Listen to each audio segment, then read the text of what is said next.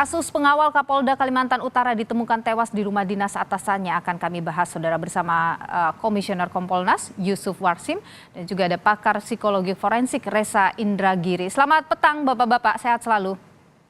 Selamat petang, salam sehat semuanya. Ya, saya ingin ke Pak Yusuf dulu. Pak Yusuf, ada perkembangan informasi yang mungkin disampaikan ke Kompolnas terkait peristiwa ini? Baik, terima kasih Mbak Nilu. Sejak peristiwa terjadi yang ditemukan almarhum di rumah dinas di kamar itu, kami Kompolnas telah mendapatkan informasi dari Polda Kaltara sekitar menjelang siang sore lah, menjelang sore. Terus kami lakukan koordinasi dan komunikasi pada pihak pengawas inspektorat agar itu segera atasi persoalan. Apa yang disampaikan Pak dari Polda ke Anda?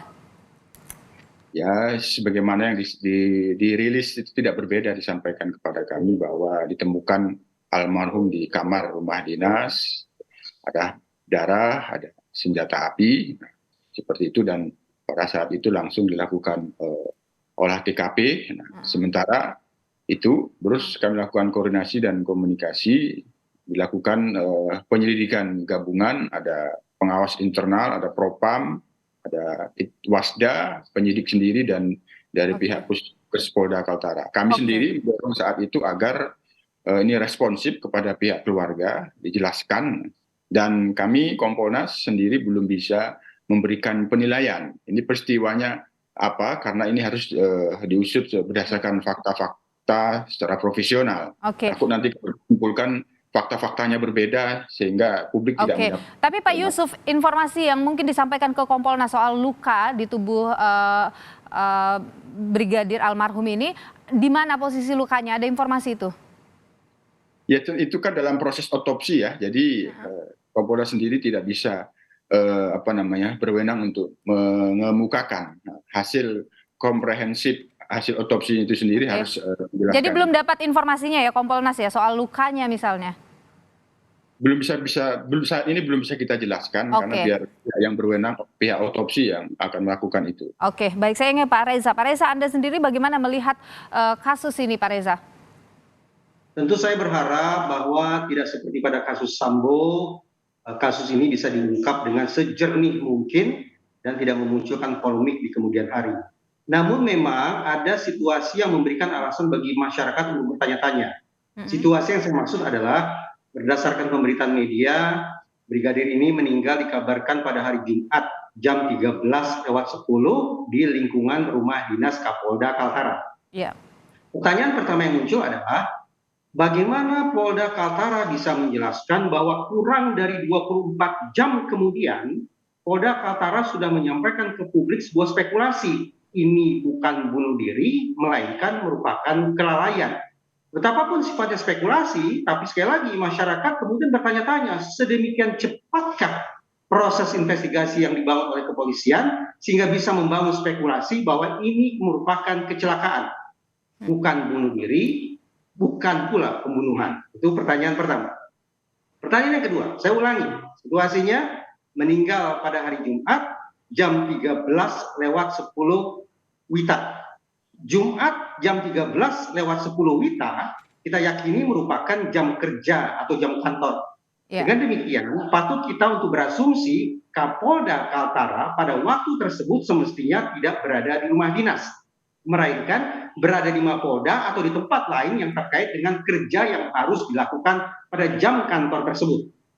Karena yang meninggal dunia adalah seorang pengawal pribadi atau seorang ajudan, maka bisa kita pula pastikan bahwa sudah sepatutnya lah seorang ajudan atau pengawal pribadi melekat 100% dengan pimpinannya, dengan komandannya, dan ini adalah Kapolda.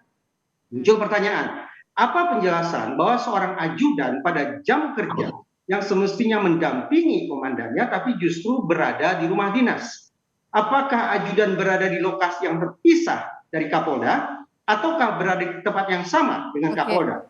Kalau berada di tempat yang terpisah, maka itu tadi saya pertanyakan, apa penjelasannya bahwa antara ajudan dan komandan berada di lokasi yang berbeda? Dan kalau ternyata mereka berada di tempat yang sama, apa penjelasannya bahwa pada jam kerja, pada jam kantor Jumat jam 13.10. Jadi Anda merasa penjelasan saat ini belum clear begitu ya Pak untuk menjawab apa yang terjadi sebenarnya? Yang saya ajukan tadi sesungguhnya adalah serangkaian pertanyaan yang berangkat dari sejumlah asumsi. Tentu saja kita harus memberikan ruang semaksimal mungkin kepada pihak Polda atau bahkan Mabes Polri untuk melakukan investigasi hingga tuntas. Dan menaruh kepercayaan betul bahwa pihak keluarga memiliki sikap, memiliki keinginan atau aspirasi yang patut untuk didengarkan. Oke, saya ingin ke Pak Yusuf. Pak Yusuf, bagaimana kemudian Kompolnas ini akan mengawal kasus ini? Sekali lagi karena ada banyak pertanyaan yang muncul, khawatirnya ada asumsi-asumsi yang berkembang dengan liar begitu, agar kasus ini benar-benar diproses secara on the track begitu. Kami pastikan Kompolnas sementara ini belum bisa memberikan penilaian atas fakta peristiwa tersebut. Nah, ini kita dorong itu dilakukan secara profesional, tidak untuk memberikan satu penjelasan yang spekulatif. Semuanya berdasarkan fakta-fakta. Bagaimana memastikan pengawalan itu bahwa ini akan berjalan on the track dari Kompolnas, Pak?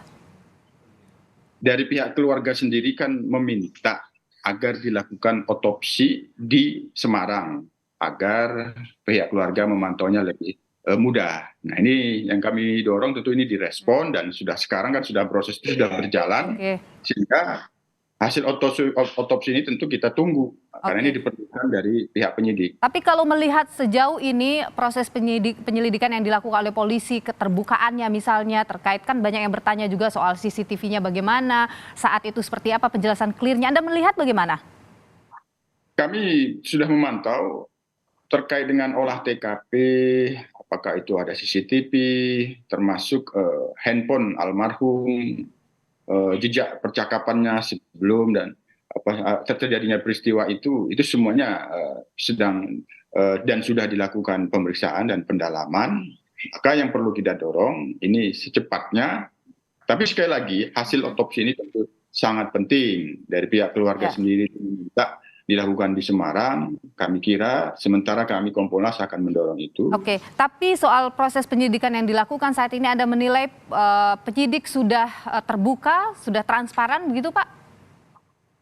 Penyelidikan ini kan gabungan, ada Inspektorat Pengawasan Daerah, ada Propam, jadi tentu proses ini sangat diawasi. Kami sedang merencanakan untuk bisa melakukan permintaan klarifikasi langsung. Tapi karena berhubung jenazah tiba di Semarang untuk dilakukan otopsi, barangkali nanti kami akan ke Semarang bisa bertemu dengan keluarga juga sekaligus menyampaikan bela sungkawa. Itu baik. Saya ingin ke Pak Reza. Pak Reza, keluarga kan sudah minta ya otopsi dilakukan di Semarang begitu. Otopsi juga dilakukan nantinya akan di Semarang. Apa yang kemudian paling penting di sini di proses otopsi ini, Pak Reza? Begini, sepertinya masyarakat sampai sekarang masih dihantui buruk penanganan kasus Sambo, di mana saat itu terjadi obstruction of justice, dan apa boleh buat, ada catatan kaki bahwa Kompolnas pun saat itu sempat terpeleset dengan membuat pernyataan yang jauh dari kenyataan. Tentu saja saya membangun optimisme bahwa Kompolnas sekarang akan mengambil langkah lebih jauh, sekaligus tetap bertahan pada sikap kehati-hatian agar kemudian tidak terulang lagi kasus-kasus yang bisa berisiko mencoreng citra positif Polri. Itu yang pertama. Yang kedua, mari kita pastikan bahwa ketika jatuh korban personil Polri ini tidak dibingkai sebagai masalah individu per individu. Konsekuensinya, institusi Polri juga harus mengambil langkah luar biasa besar untuk memastikan bahwa peristiwa serupa tidak akan terulang. Roda-roda organisasi harus dimaksimalkan. Oke, baik Pak Reza Indragiri, pakar psikologi forensik, Pak Yusuf Warsim, Komisioner Kompolnas, terima kasih sudah berbagi pandangan di Kompas Petang. Kita akan tunggu tentu prosesnya akan seperti apa selanjutnya. Terima kasih Bapak-Bapak, sehat selalu. Saudara, kami masih akan kembali.